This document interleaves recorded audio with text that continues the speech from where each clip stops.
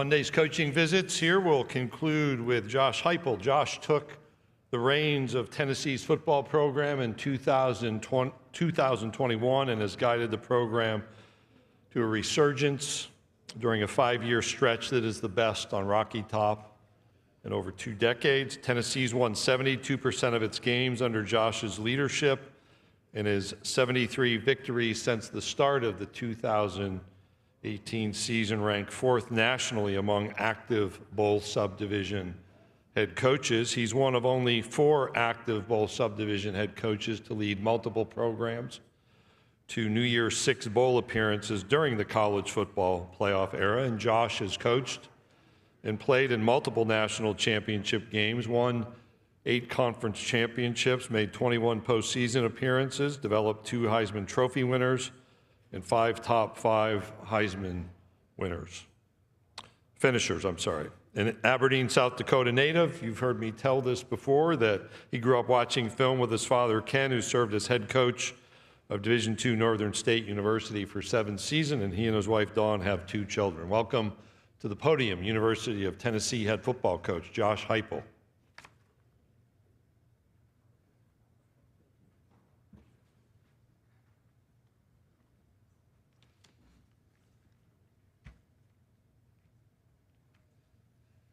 Good afternoon. Hope everybody enjoyed their short summer vacation. And I know everybody's looking forward to getting back to football here in a couple of weeks.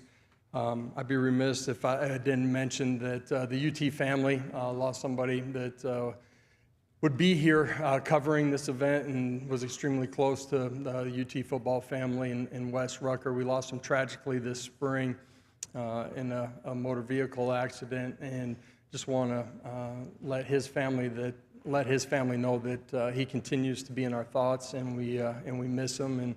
And hope his family has continued to move forward, and obviously we're all here to support them in any way that we can. Looking back at the last 5 years over this stretch in Tennessee football. It's been the winningest 5-year stretch in over 2 decades on Rocky Top, and there's been a lot of great things that we're extremely proud of. Last year, we're one of the youngest football teams in college football and in this league. We're disappointed in some of the results at the end of last year, not up to the standard of Rocky Top, and made some changes that I'm excited about and that our players are excited about here as we've started back here in late January. On the defensive side of the football, extremely excited about bringing Jim Knowles and some of his staff to Rocky Top. Through our conversations, we're able to have seamless communication, clear communication on expectations, but what are the things that he was looking for in a landing spot, and some things that were inevitably going to be important in year 1. You look at his track record of developing elite defenses everywhere that he's been, his ability to adapt to different personnel at the different stops, and structurally be a little bit different, but put his personnel in a position to be elite. That's one of the things that was important to me in finding the right guy, and extremely excited about Jim, but also some of the staff. It was important to me, having been a coordinator before, going to a new university, understanding you want to become as good as you can, as fast as you can, some of the tools that you need with that. And we hired a staff member that's been with him in the unit room, in position rooms, on the grass with him on game day at every level of the defense. And I think that's part of why they were able to look at their teaching patterns, continue to sync those things up, but ultimately get it to our players as seamlessly and quickly as possible. And I couldn't be prouder of how our guys have grabbed onto it, the strides that they made through spring ball and here through the course of the summer, and extremely excited about getting on the grass with those guys here in a couple of weeks as we start getting ready for kickoff in September. Jim's got a great track record of developing elite defenses. His mind on game day, being able to make subtle adjustments. Really excited that we have him leading that side of the football. And We also made a change on the sports performance side. Derek Owings, a few hours after winning a national title, came to Rocky Top, got started with our guys the following day here in our off-season program. It's been a seamless transition. Our guys have grabbed onto it, bought into it, and that's why they've seen the changes that they have in their speed, power, acceleration, and our guys have great trust in him. Offensively, we're coming off another year where we were top 10 in the country in scoring, total yards, and passing offense, and did that with a quarterback that got to us in early June. Schematically last year, some of you guys may have recognized we were a little bit different, more pro spacing, pro style in some of our concepts. Really excited about the growth.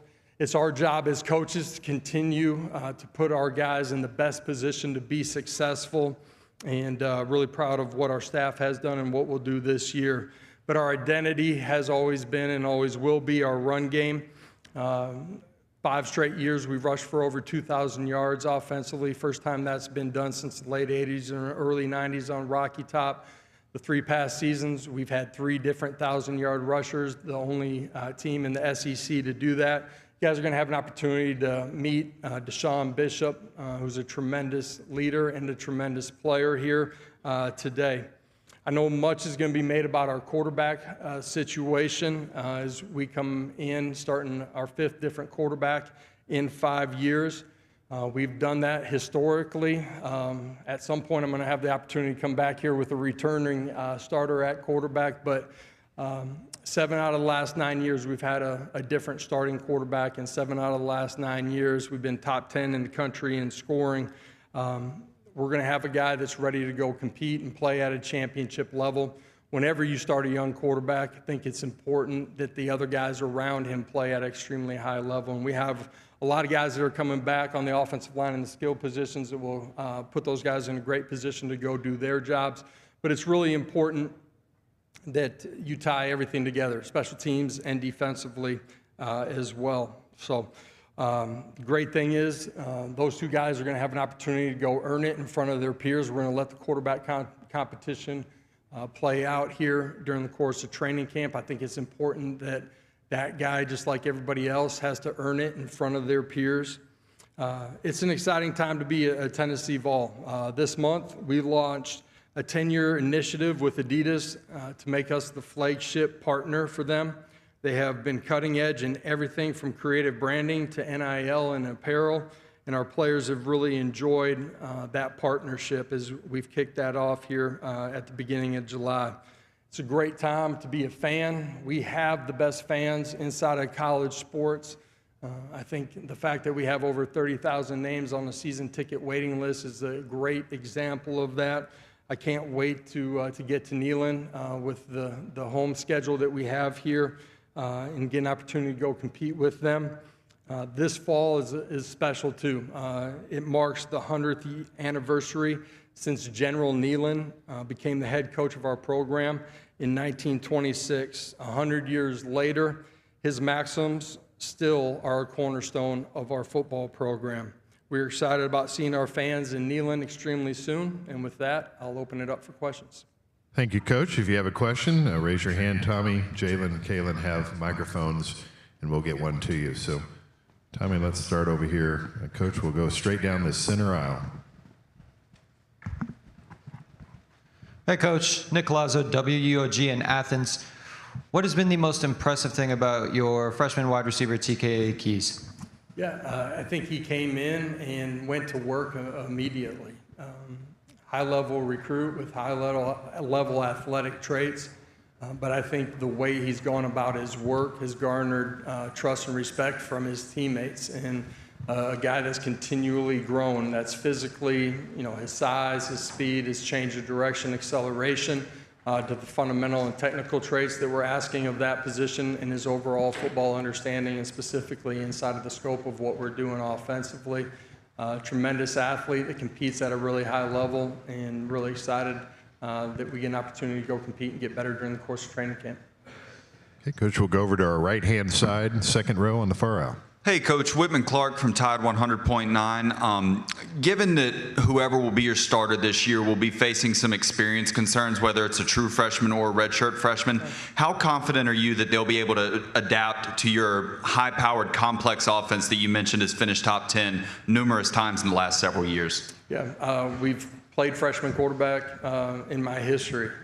4 or 5 of those guys started as freshmen or redshirt freshmen, and at the end of the day, the players got to go learn it, earn it, and they got to compete for it every single day. I do think it's really important that the guys around him function and play at a really high level to limit, the negative opportunities or, the adverse situations that a quarterback can be put in. They got to learn how to take care of the football first and foremost, but you got to play on a competitive edge and allow your playmakers to go make plays as well. And the beauty of the game with your quarterback is each one of them's a little bit different. They're the artists. You got to hand them the paintbrush and let them go paint it.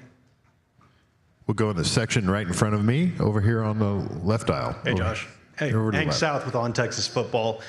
With your history at Oklahoma playing and coaching, looking forward to this season opening SEC play, is there any extra eagerness on your part or the team's part to welcome Texas into Neyland and face them? It's, first game of the conference season, important. You want to get off on the right foot. Ton of respect for University of Texas. And, it's a unique game. Peyton having played here, Arch, currently playing there. So there's a lot of things. I think our fan base is really excited about it. Opponent we haven't played in a long time. And, that's part of, the expansion of the SEC footprint, having an opportunity to play these types of games. Which will go on the back in front of the camera all the way down the center aisle. Coach Ryan Bardo, Auburn Undercover. Welcome back to the great state of Florida. Thank you. Coach, any advice that you gave to your former OC, Alex Golish, about coaching in the SEC? And how fun is it going to be to see him across the sideline when you guys face off in October? Yeah, unique and exciting when you get an opportunity to face somebody, but a lot of their staff were young coaches with us and/or guys that played for us at previous stops, and a lot of familiarity. Alex has been in the SEC. He understands, the recruiting landscape inside of it, and extremely proud of Alex, their staff that transitioned from USF, but for the other guys that we've had that have had the opportunity to become head coaches, whether that's in this league or in other leagues. Coach, we're going to go to our right, over on the wall to your right. Coach Michael Cobble, WBRZ TV in Baton Rouge. You mentioned that previous success with quarterbacks being new to the system. Is there a secret sauce that you developed, whether it's the pace with which you bring them along or catering to their skill sets, et cetera? Well, I think it starts with their skill sets and their work, but having a plan of how we're going to grow them inside of what we're doing. And then I think our staff's ability to adapt to whoever the quarterback is and put him in a position to do things that he's doing at a really high level that he's comfortable with, to put him in a position of comfort, confidence to go out there and play the way that you need to at that position. Okay, we'll go back into the section in front of me, about 3/4 of the way back. Hey, Coach. Chris Marlowe, LouisianaSports.net. You brought in Jim Knowles this offseason. For whatever reason, historically, it takes about a year or two for players to catch on to his coaching and style. How's that gone so far since he's taken over? Yeah, you look back, he's made some jumps in year one. Maybe not to where he ended, where he's number 1, number 2, number 3 in the country, scoring defense, third down defense, whatever it might be, but he's taken some positive jumps. Having been a coordinator and my conversations with him, some of the things that, he faced where he was able to take one off the field guy, but that was it, where you're coaching all of your coaches up in the scheme, also having to get them to buy into the scheme and some of the differences from what they maybe had done previously. Those are major hurdles that you encounter when you're a new coordinator at a new university. I think, Jim's ability to continue to adapt to personnel, really important to me in hiring because we have really good personnel and have brought good personnel in. I think the fact that we brought in coaches at every level of the defense that have a true understanding of what he's doing defensively, can get it to the players clear and concisely right as we jumped off. I think that's why we started spring ball in a good way, but also why we finished it in a really positive manner and continued growth here throughout the course of the summer. So I think all of those things lend itself to us transitioning extremely quickly. And if you talk to our players, they feel like the teaching patterns of what they're doing, they've been able to grab onto extremely quickly. Hey, we'll stay in the center section in front of me. Tom? Yeah, hey Josh, Tom Murphy, Arkansas Democrat Gazette, Whole Hog Sports.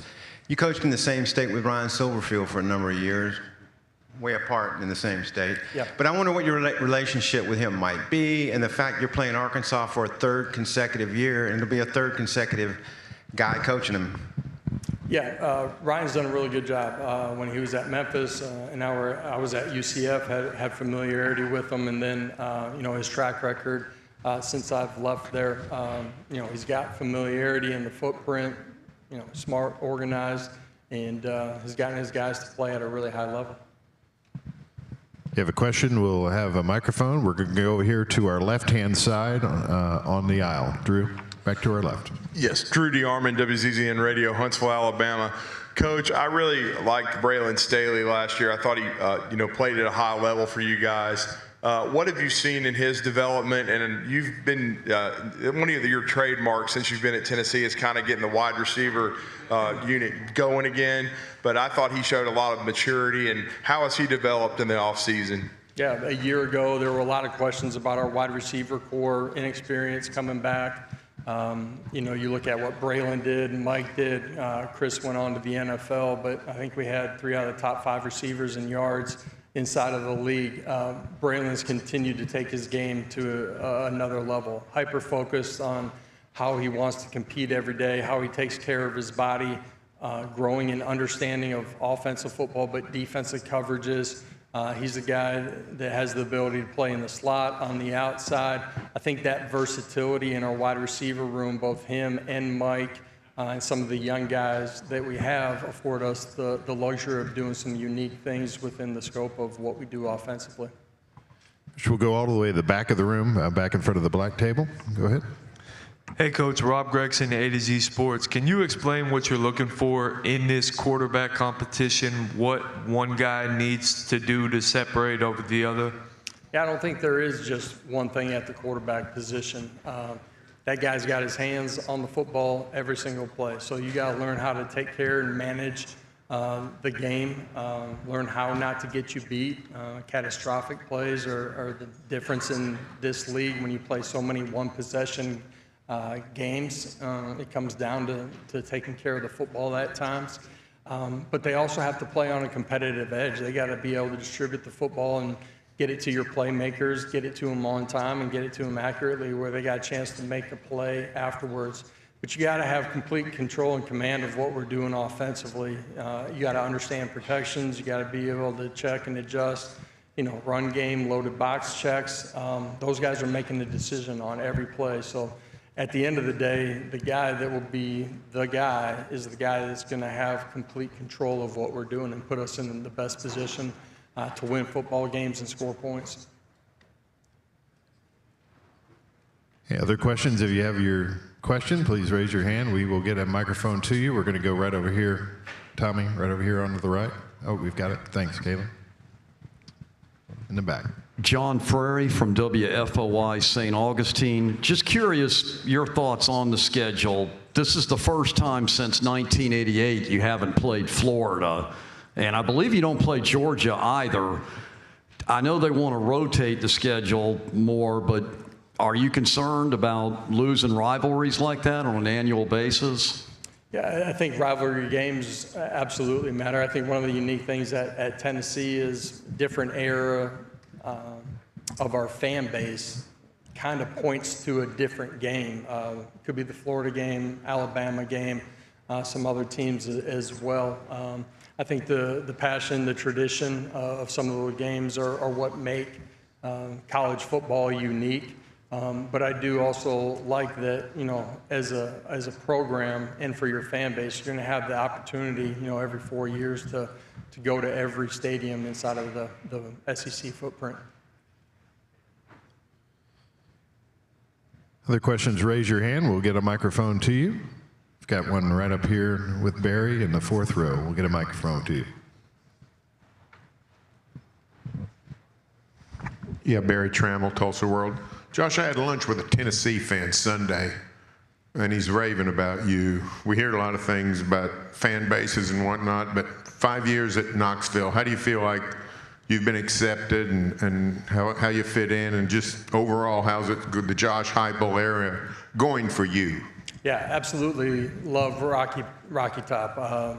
Our administration, the university, athletic department, we got great leadership on campus, but the city of Knoxville, the state of Tennessee, Vol Nation, the fan base, it's as passionate as anywhere inside of college sports. And you look at where we started as a program to where we've gotten to. I mentioned last year, disappointed in some of the results. Lost to some good football teams that were either in the playoff or were in the playoff hunt. That's the fun thing about playing in this league, is you're going to play great opponents every single week. But the city of Knoxville, the fan base, being at UT, it's extremely special. And I've gained a great appreciation for where we sit in the country, how close it is. You get in your car within 5 hours, the different places that you can be, the beauty, the outdoor life, but it's still a great college city. It's a really special place that my wife and our family have loved to call home. Coach, we'll go over to our left-hand side on the 3rd row. Joe Goodman, AL.com. What's the pressure been like after losing to Vanderbilt? Yeah, you don't ever want to lose to Vandy. It's one of our rivals. So, you look at that football game, play right before half where we get hit with a penalty, gives them an extra play. They score 7, tie it up. And, a couple possessions later, a few key plays, and you're chasing from behind. So, really good football team last year. Disappointed in that result. Disappointed in really how we played in that second half. But looking forward to traveling to Nashville later in the season and get an opportunity to play them again. Next question will be right down the center aisle to the left-hand side. Hey, Coach. John Abraham, 97.7 ESPN The Zone out of Huntsville, Alabama. Just wanted to know, this is the second time going around with Adidas. Talk about the connection, the relationship that you guys are building up this time around, and if we might see some different uniforms in the future. Yeah, the partnership's been fantastic. The way that they've communicated, worked with our administration, but us on the football side of it. Our players have truly enjoyed the transition. That's the equipment, what they've done NIL-wise with our current players, being a resource, letting our players test things out. It's been a great partnership up until this point, and I think everybody on Rocky Top's really excited about the transition. They got the color right. I know our fan base was paying attention to that, but it's been a seamless transition. Okay, we have a question over here on our left-hand side again. Yeah, Coach, going back to Vanderbilt, them being competitive in the SEC, how does that change the dynamic of things in the league?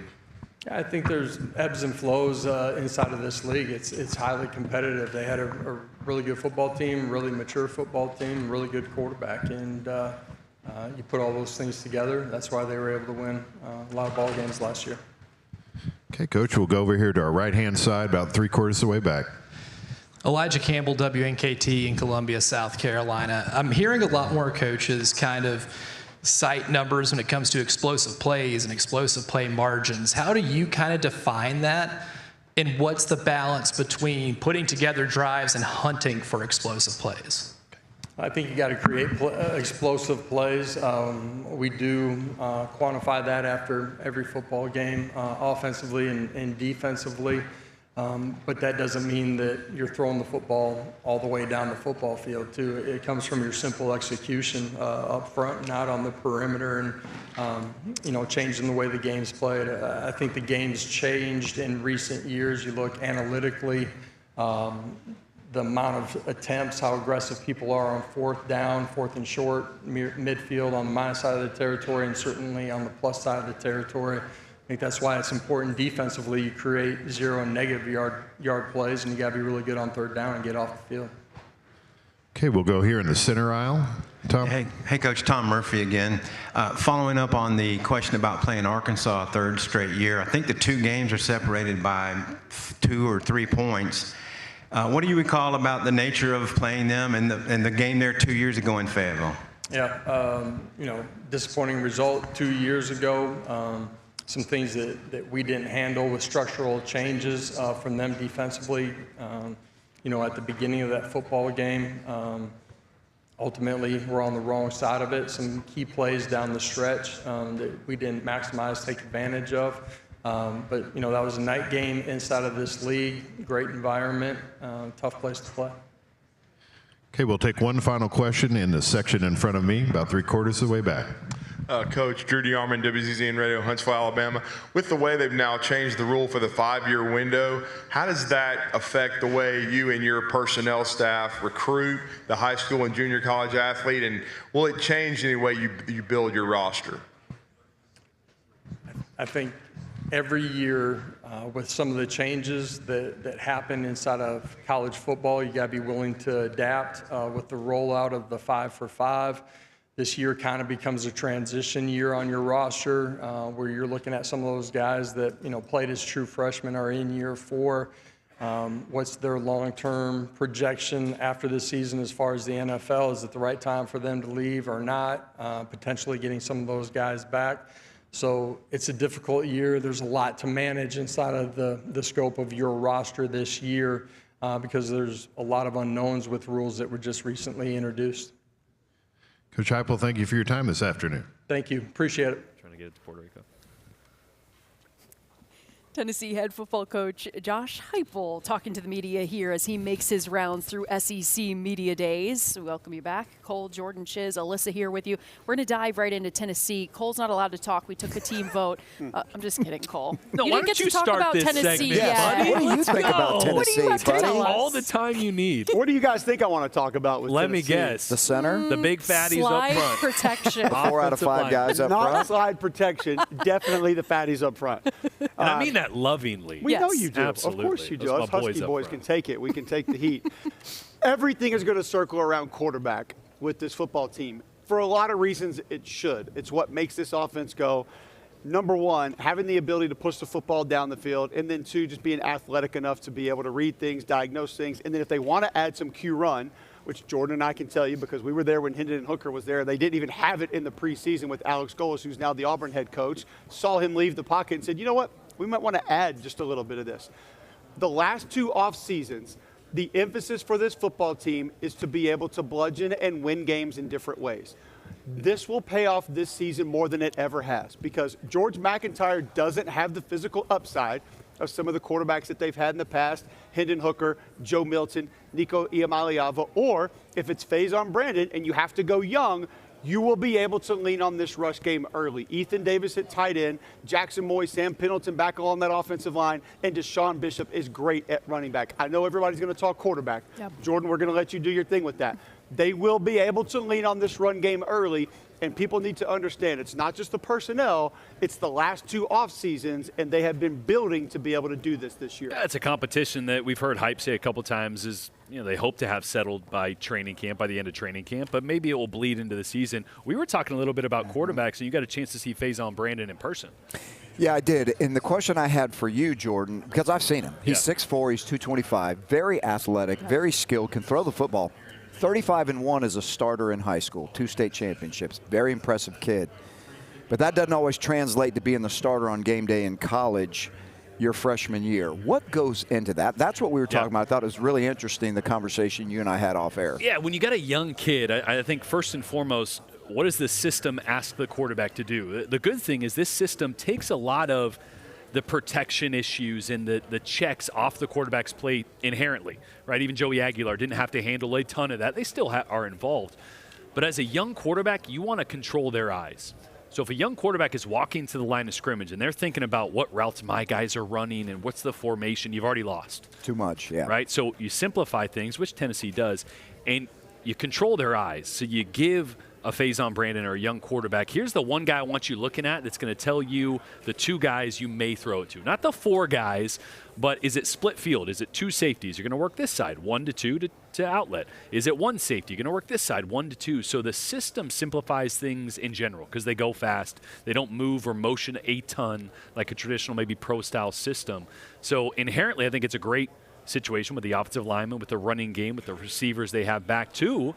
Go with the guy that maybe has the most physical upside. Yeah. That maybe not week 1 is the most ready or running everything as perfectly as maybe a guy that's been in the system, but a guy that week 4 and week 5 and week 6 can be someone that can really make waves, push the ball vertically, get the most out of the deep wide receiver group that they have. And we'll see how it plays out. And you can't minimize the fact that Josh Heupel is hyper-focused on running the football in the tailback run game. Yep. Chizzy only has 35 200-yard rushing games, 6 300-yard rushing games, and 2 400-yard rushing games since he's been at Tennessee. They're going to run the football. Yeah. It's incredible. And it's interesting because you talk about a quarterback battle. Sometimes you look at other parts of the offense. You go, well, the offensive line might struggle. There's not a lot of weapons on the outside, and that might influence who ends up winning the job.